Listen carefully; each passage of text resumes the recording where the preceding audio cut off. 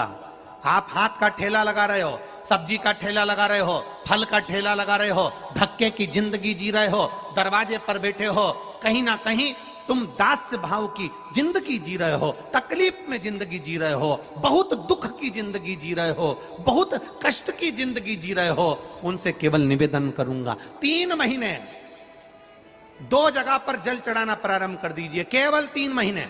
एक शंकर भगवान के शिवलिंग पर, दूसरा बेलपत्री के पेड़ के नीचे। 2 जगह पर जल चढ़ाना 3 महीने लगातार चालू कर दो, बाबा तुम्हारा हाथ पकड़कर तुम्हें उन्नति की सीढ़ी पर चढ़ा देगा। हमें कोई चमत्कार करना नहीं आता, और ना हम कोई तंत्र विद्या या मंत्र विद्या जानते हैं, ना हमारे पास में बेल है, ना हमारे पास में भभूति है, हमारे पास में तो केवल शिव का नाम है। आप श्री शिवाय नमस्तुभ्यम बोलो, ओम नमः शिवाय बोलो, नमः शिवाय बोलो, चाहे महामृत्युंजय मंत्र बोलो, उसका स्मरण करते करते भगवान शंकर के शिवलिंग पर जल, और उसी पात्र में जो जल तुमने शंकर जी को चढ़ाया है उसमें से बचा हुआ थोड़ा सा जल बेलपत्री के पेड़ के नीचे चढ़ाना प्रारंभ कर दो। अलग से बेलपत्री के पेड़ के नीचे चढ़ाने के लिए अलग से लोटा भर के जल जरूरत नहीं पड़ेगी। जो तुमने शिव जी को जल चढ़ाया,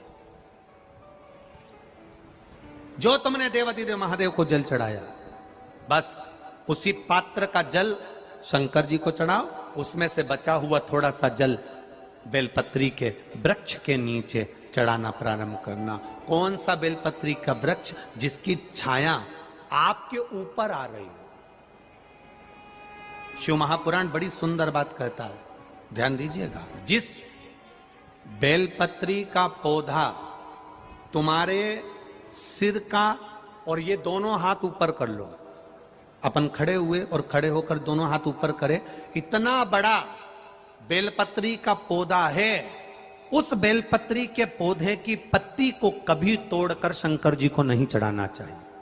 ध्यान रखना, कितना बड़ा पौधा। आप खड़े हो जाओ और खड़े होने के बाद आपका हाथ ऊंचा कर लेना, इतना बड़ा पौधा है, उस पौधे की पत्ती बेलपत्री को तोड़कर शंकर भगवान को कभी नहीं चढ़ाना। शंकर भगवान को उस बेलपत्री को, उस वृक्ष की पत्ती को तोड़ना चाहिए जो वृक्ष तुम्हारे हाथ से थोड़ा सा ऊंचा हो, जिसके लिए तुम्हें हाथ और ऊंचा करना पड़ रहा हो। जैसे एक बच्चा अपनी मां की गोद में बैठने के लिए दोनों हाथों से उचकता है, आवाज लगाता है, उचकता है, आवाज लगाता है, हाथ ऊपर करता है, तो मां उस बच्चे को गोदी में ले लेती है। उसी तरह उस बेलपत्री के वृक्ष की पत्ती तोड़ना चाहिए जिसने थोड़ी उन्नति कर ली हो, जो थोड़ा ऊंचा हो गया हो। तुम उसको पाने का प्रयास करो तो भगवान भी तुम्हें अपनी गोदी में ले ले। ऐसे वृक्ष की पत्ती तोड़। अब तुम छोटा सा पौधा, बिल्कुल जरा सा पौधा, उसी की पत्ती तोड़कर महादेव को चढ़ाओगे, ये श्रेष्ठता नहीं। यदि बेलपत्री का पेड़ आपके यहाँ है, और मान लो कई लोग बेलपत्री गमले में लगाते हैं या छत के ऊपर लगा देते हैं, बेलपत्री का वृक्ष जो होना चाहिए वो घर के ठीक पीछे के भाग में,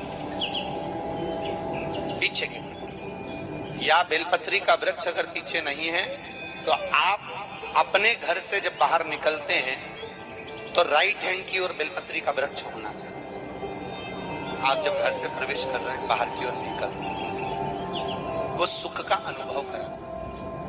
यदि घर से निकलते समय बेलपत्री का पेड़ लेफ्ट में अगर आता है, आप जिस घर से निकल रहे हो लेफ्ट में अगर बेलपत्री का पेड़ आता है, तो आप 1 रुपए कमाएंगे, 1.25 रुपए खर्च होगा, पैसा हाथ में टिकेगा नहीं। घर में 10 लोग भी कमा रहे हैं तो पैसा घर में दिखेगा नहीं, आएगा जरूर, सारे काम होंगे पर टिकेगा नहीं। यदि लेफ्ट में, राइट भाग का बेलपत्री, सुख का अनुभव। बेलपत्री का वृक्ष घर में लगाओ तो घर के पीछे के हिस्से में लगाना चाहिए, और ऐसी जगह नहीं लगाना कि जहां पर बेलपत्र में गंदा पानी जाए या कोई गंदी वस्तु उसके नीचे पड़े। 33 करोड़ देवी देवता बेलपत्री के पेड़ के नीचे सोमवार के दिन, कोई रविवार के दिन, कोई मंगलवार, कोई बुधवार, कोई गुरुवार, कोई शुक्रवार, कोई शनिवार के दिन बेलपत्री के नीचे आकर 33 करोड़ देवी देवता हो तब करते हैं, साधना करते हैं। बेलपत्री के पेड़ का बड़ा प्रमाण है। एक बेलपत्री ऐसी होती है जो कि शंकर पर अगर चढ़ी हुई है तो वापिस उतार कर धोकर फिर शिव को चढ़ा सकते। किसी व्यक्ति से कोई काम करवाना है, वो काम नहीं कर रहा, कोई फाइल आगे नहीं बढ़ रही है, कोई कार्य अटक रहा है, या फिर कहीं रुपया पैसा अटक गया हो, नहीं निकल रहा हो, तो एक जल के पात्र में जल भरकर 5 बेलपत्री शिव जी को समर्पित कर कुंदकेश्वर महादेव का नाम लेकर एक सफेद पुष्प बेलपत्री के ऊपर जो शिव जी को चढ़ाई है उस पर समर्पित कर जल जो लेकर गए हो, अपनी उस कामना को कर कि मेरा ये कार्य अटक रहा है, ये कार्य नहीं हो रहा, कुंदकेश्वर महादेव का नाम लेकर धीरे धीरे जल की धार चढ़ाइए। और एक बात हमेशा याद रखना, फिर निवेदन कर रहे हैं, अच्छे से समझ लेना, शंकर जी पर जब जल चढ़ता है, शिव जी का जब अभिषेक होता है, शंकर जी पर जब जल चढ़ाया जाता है, दूध चढ़ाओ, जल चढ़ाओ, कुछ भी चढ़ाओ, पर एक बात का स्मरण अपने जीवन में होना कि इतने ऊपर से मत चढ़ाना कि जल चढ़े और छींटे आपके ऊपर। बहुत ध्यान दीजिएगा। हाँ, तो यहां तक वर्णन करा गया है कि शंकर जी का जल चढ़ा हुआ जहां से बहकर जाता है ना, उसको लांगा तक नहीं जाता। यहाँ लांगते हैं क्या? नहीं ना, परिक्रमा भी करेंगे तो वहीं से लौट कर वापिस इधर जाएंगे। शिव जी का जहां से जल बहकर जा रहा हो, चढ़ा हुआ जल जहां से बहकर जा रहा हो, उसको लांगा तक नहीं जाता। और कई लोग बड़े बड़े आनंद में शंकर जी पे इतनी ऊपर से जल चढ़ाएंगे तो वो छींटे पूरे अपने ऊपर आना चाहिए, शरीर पर आना चाहिए। नहीं नहीं, उसका दोष है महाराज, उसका दोष है। आप भगवान को अगर जल चढ़ाओ, दूध चढ़ाओ, तो मान लो अगर जैसे एक सरल भाषा में समझ लो और अच्छे से, कि जैसे ये शिवलिंग है शंकर जी का, ये शिवलिंग है, और आप जल चढ़ा रहे हो तो इतनी ऊपर से छोड़ोगे तो पानी का छींटा तो अपने ऊपर आएगा, पर वही जल, वही दूध, वही सामग्री आप शिवलिंग से थोड़ी सी दूरी बनाकर अगर आप समर्पित करेंगे तो बाबा उसको स्वीकार भी करता है और आनंद की अनुभूति भी होती है, कार्य में सिद्धता भी आती है, कार्य में उसकी सिद्धता भी होती है। अब तुम तो ऊपर से छोड़ रहे हो जिससे वो पानी तुम्हारे ऊपर ही आए, तो वो एक अलग प्रसंग है, बोलिए एक अलग विषय। बहुत ध्यान देना महाराज, भगवान को कभी भी कोई भी सामग्री, जैसे भगवान के मंदिर में अगर फूल चढ़ाने जा रहे हो, भगवान के मंदिर में अगर पुष्प समर्पित करने जा रहे हो, तो फूल का मुख अपनी ओर नहीं होना चाहिए। फूल का मुख कहां पर होना चाहिए? जम के बोलो जरा, भगवान की। सब बोलिए एक बार जमकर, श्री शिवाय नमस्तुभ्यम।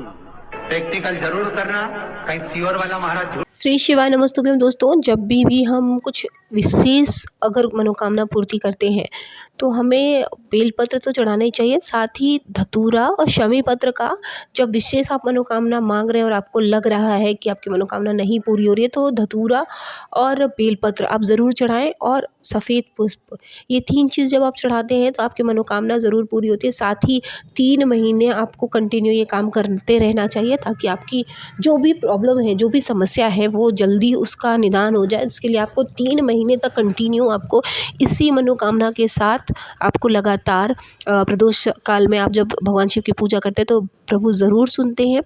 हम आपके पास वही उपाय लेकर आते हैं जो हम अपनी निजी ज़िंदगी में खुद अपनाते हैं और हमें उसके बेनिफिट्स हमको देखने को मिलते हैं।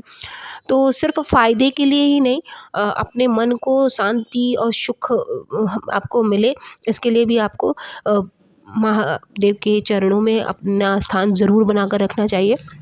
आई होप आपके लिए वीडियो बहुत यूज़फुल होगा। वीडियो अच्छी लगे तो प्लीज़ चैनल को सब्सक्राइब करिएगा, साथ ही वीडियो को लाइक और शेयर करना ना भूलें, ताकि हम आपके लिए इसी तरह के उपाय लेकर आते रहें। मिलते हैं नेक्स्ट वीडियो में, तब तक के लिए ओम नमः शिवाय, जय माता दी।